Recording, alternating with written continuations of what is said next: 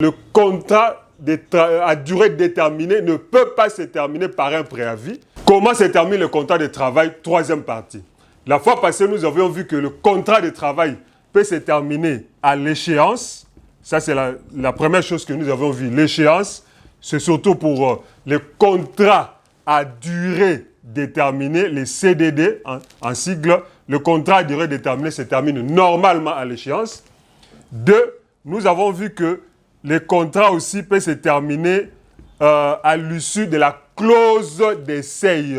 À l'issue de la clause ou durant la clause d'essai, on peut mettre fin, que ce soit pour les CDD ou les CDI. Donc, que ce soit pour le contrat à durée déterminée ou pour le contrat à durée indéterminée, on peut y mettre fin normalement à l'issue de la clause d'essai si l'essai n'est pas concluant. Je vous prie de vous reporter à mes anciennes vidéos pour plus de précision. Aujourd'hui, on va voir que les contrats peuvent se terminer aussi d'un commun accord des parties. C'est le nouvel article 61 bis du Code, du Code du travail. L'article 61 bis dit « Sans préjudice des dispositions des articles 61 du présent Code, le contrat de travail peut être également résilié d'un commun accord de parties. » Ça, c'est ce qu'on appelle en français, non, en langage juridique, les mutus dissensus. Les mutus dissensus. En principe, le contrat de travail à durée déterminée se termine à l'échéance.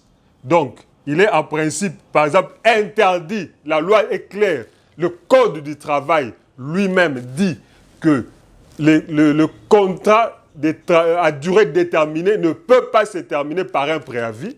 Et, par exemple, le Code maintenant, pour le contrat à durée indéterminée, on a donné des raisons, par exemple, du mettre fin par l'employeur ou par les travailleurs. Et en principe, ça passe par le préavis. Mais le Code du travail a introduit ces moyens d'y mettre fin. Donc là, il n'y a ni... Ici, on n'aura pas égard à l'échéance ou au préavis. On y met fin d'un commun accord. On appelle ça les mutus dissensus. Donc, en français, c'est les dissentiments mutuels. Donc, on dit que les parties s'accordent pour conclure les mutus consensus et ils peuvent aussi, les parties peuvent aussi s'accorder pour mettre fin à un contrat de commun accord. C'est les mutus dissensus. En principe, le Code de la famille refusait cette option pour ne pas placer les travailleurs en état de faiblesse, pour qu'ils ne soient pas obligés par l'employeur à signer un contrat de commun accord, que ce soit en fait une forme de licenciement déguisé. Mais la jurisprudence avait déjà considéré depuis longtemps qu'un contrat, c'est l'accord de deux parties. Donc deux parties peuvent faire un contrat et peuvent donc défaire en se basant sur le principe généraux ou sur le droit général des obligations et des contrats. La jurisprudence avait déjà accepté depuis très longtemps que les deux parties puissent mettre fin de commun accord à un contrat. Donc, donc la jurisprudence, c'est-à-dire ce sont les cours de tribunaux. Donc, les tribunaux acceptaient généralement, en droit, on le faisait par la transaction, acceptaient cette fin du contrat de travail par la transaction. Et donc, la loi n'est venue que accepter ou corriger ou, comment dirais-je, suppléer à ces vides-là législatifs, ce qui fait qu'aujourd'hui, que vous soyez en contrat à durée déterminée ou en contrat à durée indéterminée, ici, vous n'avez pas à attendre l'échéance, vous pouvez y mettre fin de commun accord.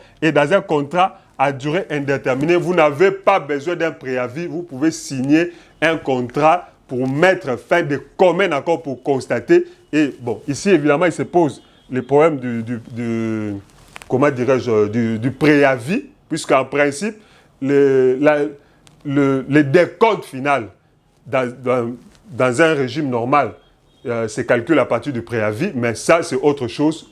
Il faut constater ou il faut accepter qu'aujourd'hui, par acte contractuel de deux parties, de l'employeur et du travailleur, on peut mettre fin au contrat de travail. Voilà ce qu'on pouvait dire aujourd'hui. Ceux qui veulent adhérer au groupe, ils peuvent, par ce numéro Africell, écrire groupe et ils seront intégrés. Et n'oublions pas les rendez-vous que nous avons ce samedi. Voici l'affiche qui vous est proposée. Et c'est un rendez-vous extrêmement important sur le droit du travail qui se tiendra au même ligne. Tous les renseignements sont dans la fiche. Je vous prie de pouvoir y venir. Vous n'allez pas manquer de rehausser encore votre niveau avec des orateurs de talent sur ce rendez-vous. Merci beaucoup.